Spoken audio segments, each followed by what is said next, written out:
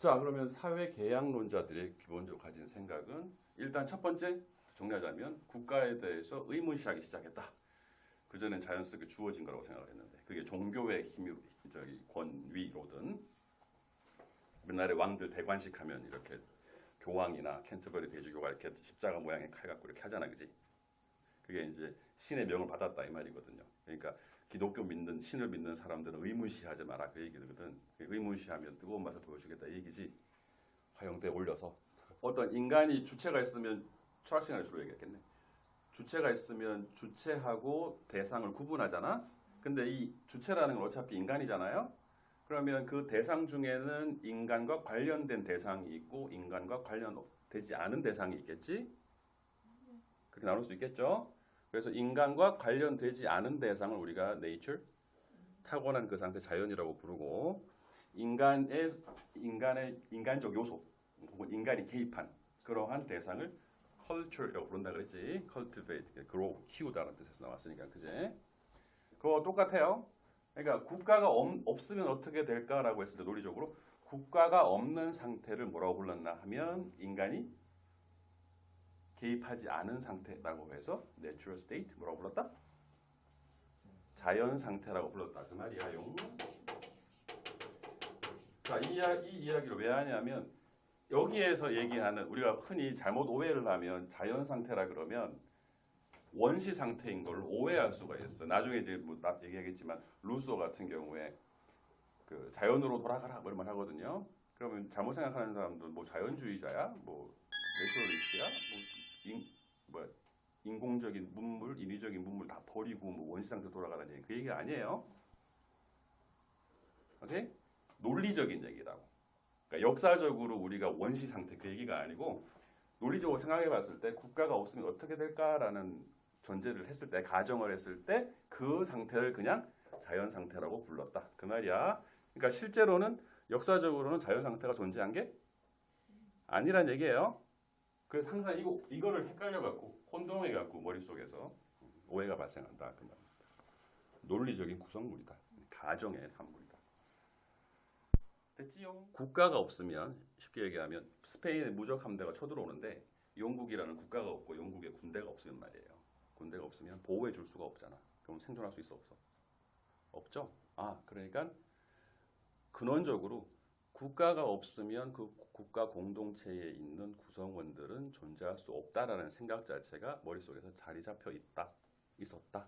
이렇게 개인적으로 해석은 할 수 있겠죠. 물론 믿거나 말거나 하지만 해석이니까 설득력이 어느 정도 있냐 한번 붙여야겠지만요. 자, 그래서 이분 생각은 뭐냐면 인간은 다른 인간 아닌 동물하고 다를 바가 없다라고 생각을 했단 말이야. 그러면 인간이 아닌 다른 동물 혹은 인간을 포함한 모든 동물들이 갖고 있는 기본적인 본능은 크게 두 가지로 나뉘잖아요. 첫 번째는 자기 스스로 살아남아야지. 개체 보존이라고 하죠.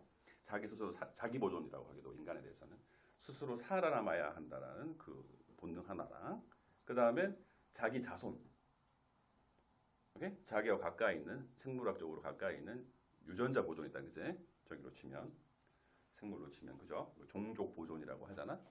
그러니까 인간도 다른 동물하고 다를 바 없다라고 생각을 하는 거예요. 됐지? 그러니까 인간의 본성 교육에는 자기 보존이다, 그제? 자기와 자기와 관련된 종족. 됐죠? 자기 보존에 대한 욕망에 의해서 지배받고 있는 게 인간이다라고 생각을 했단 말이에요.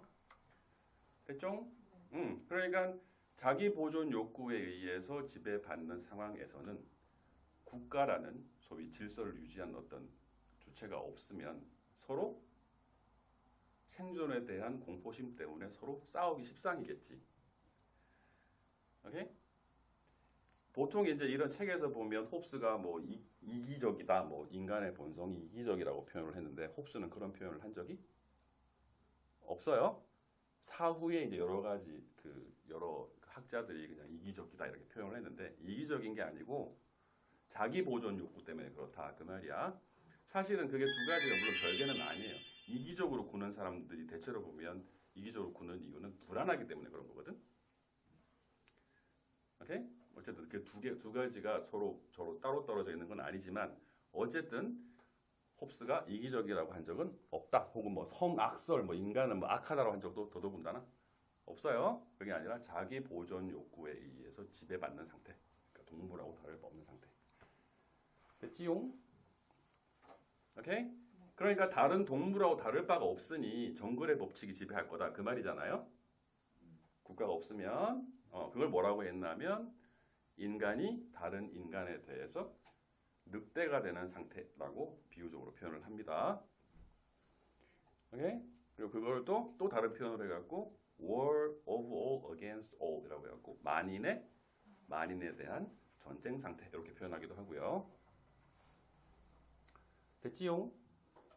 그럼 한번 생각해 보세요. 모든 사람들이 편을 나눠서 싸우는 것도 아니고 1대 다로 막 싸우는 거야. 이거 지옥이지? 누구도 믿지 못하는 상황이잖아. 누가 밤길 걸어갈 때 뒤통수를 칠지 모르고 옆 사람이 갑자기 돌변해갖고 나의 생명이나 재산을 빼앗아 갈지도 모르고 그런 상태 아닙니까? 최악이죠? 그래서 그 공포에서 벗어나기 위해서 홉스가 한 생각은 뭐냐면 우두머리를 하나 둬야 돼. 인간은 늑대라 그랬으니까. 늑대 보면 그렇잖아요. 객과 동물이 그렇잖아요, 그치? 집단 생활을 하고 그 다음에 우두머리가 있으면 그 우두머리로부터 하나의 서열을 만들어가고 질서를 잡아나가잖아요, 그치? 오케이? 그래서 그 우두머리를 성서에 나오는 표현 써갖고 리바이어던이라고 했죠.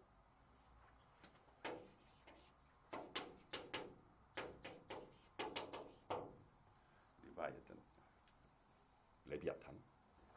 원래 저기 하면 영어식으로 하면 리바이어던이고. 됐지요? 자, 그래서 이 사람의 생각은 권력을 하나로 다 한 사람한테 다 몰아줘야 된다라고 생각을 했단 말이야. 그래서 결국에는 한 사람이 다른 사람에 비해서 비교조차 할 수 없는 권력을 가지게 된다. 그 상태. 역사적으로는 그 일시적인 상태가 있었잖아요, 그지? 그 우리가 절대주의 혹은 절대 왕권이라 그러지, 그지? 그래서 절대 왕권을 옹호했다 이렇게 얘기하는 겁니다. 절대 왕권에 대해서 옹호.